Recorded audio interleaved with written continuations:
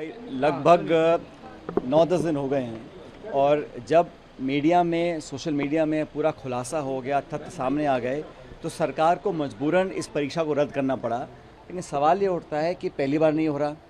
दूसरा, लगभग 22-23 लाख बच्चे जिन्होंने खुद, उनके परिवार वालों ने इतना त्याग तपस्या से मेहनत करी है, और आप सब जानते हैं इस एग्ज़ाम की तैयारी के लिए लोग ट्यूशन्स पढ़ते हैं, क्लासेस लेते हैं और अपना पेट काट के घर परिवार वाले लोग इन बच्चों की मदद करते हैं।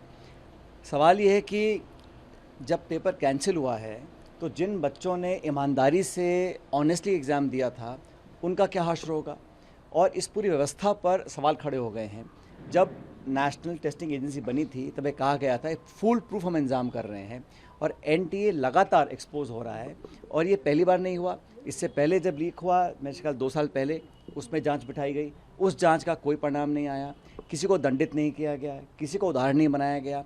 और जब ये पेपर धड़ल्ले से बिक रहा है, इसका एक बहुत बड़ा माफिया है, और मुझे लगता है कि इसका सरगना कोई बहुत ही प्रभावशाली लोग होंगे, क्योंकि इस तरह समय से पहले हूबहू जो गेस्ट पेपर है उसमें लगभग सारे questions without change of comma and full stop वो दिए गए हैं।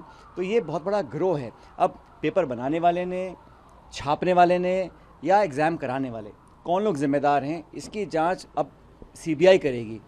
सीबीआई को फुर्सत कहाँ है? सीबीआई को फुर्सत तो है ही नहीं, क्योंकि वो तो विपक्ष पे जांच कर रही है। जो गैर भाजपाई लोग हैं उनका दमन करने के लिए सीबीआई का प्रयोग हो रहा है, और हम सब जानते हैं कि सीबीआई एक इन्फ्लुएंस में काम करती है। तो अगर हम लोगों को, इस देश के नौजवानों को न्याय दिलाना है तो इसकी जांच एक जुडिशल जांच हो, एक ऐसी इंक्वायरी हो जो सरकार के बाहर हो, क्योंकि सरकार में कोई शिक्षा विभाग है, कोई मंत्रालय है, कहाँ तक और सीबीआई उन लोगों को पकड़ पाएगी, खासकर जो बड़े लोग हैं। छोटे मोटों का अभी भी राजस्थान में मेरे ख्याल 45 लोगों को डिटेन किया है, उनको चार्जशीट नहीं किया, अरेस्ट नहीं किया, कोई मुकदमा नहीं बनाया, तो कोई दबाव होगा। तो जांच अगर करानी है तो एक जुडिशियल इंक्वायरी होनी चाहिए, हाई पावर, टाइम बाउंड, क्योंकि जैसे ही ये खबर सुर्खियों से हटेगी फिर कुछ नया मुद्दा आ जाएगा। इसलिए सरकार को पहली बात तो संज्ञान लेना चाहिए कि ये बार बार क्यों हो रहा है, और बजाय इसके कि सरकार 24 घंटे राजनीति करे, उनको ध्यान देना पड़ेगा गवर्नेंस के ऊपर। अगर इस देश के नौजवानों का विश्वास इस व्यवस्था से उठ जाएगा तो बहुत बड़ा एक चैलेंज है देश के लिए, क्योंकि ये पूरे जो देश की परीक्षा है इसमें बहुत लोग अरमान लगाए बैठे। पहली बात, देश में बेरोजगारी है। दूसरा, जो लोग पढ़ लिख कर क्वालिफाई होना चाहते हैं उनके साथ धोखा हो रहा है, और बार बार हो रहा है। तो कौन जिम्मेदार है? आखिर अब तक सरकार में किसने इसकी अकाउंटेबिलिटी एक्सेप्ट करी है? कब तक आप जांच बिठाकर दरी के नीचे बात को डालते रहेंगे? कोई ना कोई इसको एक्सेप्ट करे कि हाँ, मेरी मॉरल रिस्पॉन्सिबिलिटी है, मैं जिम्मेदार इसका हूँ, एक एग्जाम्पल सेट करें। और बहुत बार कहा गया कि पेपर लीक को हम बंद कर देंगे। अगर लगातार हो रहा है तो एक सिस्टम है, इसमें मुझे लग रहा है कि बहुत बड़ी कॉन्स्पिरेसी है, क्योंकि कोई आसानी से इतने जल्दी पेपर नहीं निकल सकता।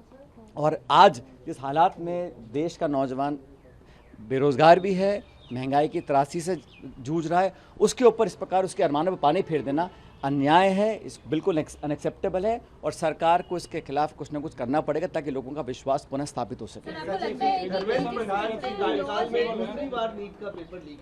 धर्मेंद्र प्रधान देश के शिक्षा मंत्री हैं और लगातार 2 बार उनके कार्यकाल में ये पेपर लीक हुआ है, क्या उनकी जिम्मेदारी बनती है? बिल्कुल बनती है, मॉरल रिस्पॉन्सिबिलिटी सरकार की बनती है। आपने एजेंसी बना दी ये बोलकर कि ये अब एग्ज़ाम्स कंडक्ट करेंगे, तो कहाँ कंडक्ट हो रहे हैं? और मुझे तो दुख उन लोगों के लिए है जिन बच्चों ने ईमानदारी से पेपर दिया है, जिन्होंने बेईमानी से पेपर हासिल किया होगा, कितना % लोग होंगे। लेकिन पूरा सिस्टम अगर कोलैप्स कर रहा है, और इस देश के हम बहुत उम्मीदों के साथ नौजवानों को शिक्षा देते हैं, और कहा जाता है कि शिक्षा से बड़ा कोई आशीर्वाद नहीं है। अगर आप शिक्षा की प्रणाली में एग्ज़ाम टेस्टिंग एजेंसी है, जो पूरी नीट परीक्षा की व्यवस्था है, अगर वो चरमरा रही है और आंखों के सामने हो रहा है और बार बार हो रहा है, तो कोई ना कोई तो रिस्पॉन्सिबल होना चाहिए इसके लिए। लोगों को आगे आगे एक्सेप्ट करना चाहिए। और मुझे लगता है देश की सरकार का ध्यान जो है सिर्फ चुनाव कैसे जीतना है, मैनेजमेंट कैसे करना है, सरकार कैसे बनानी है, विरोधियों को कैसे दबाना है, उस पर केंद्रित है। ये जो मूल व्यवस्था है, इस पर सरकार का कोई ध्यान नहीं है।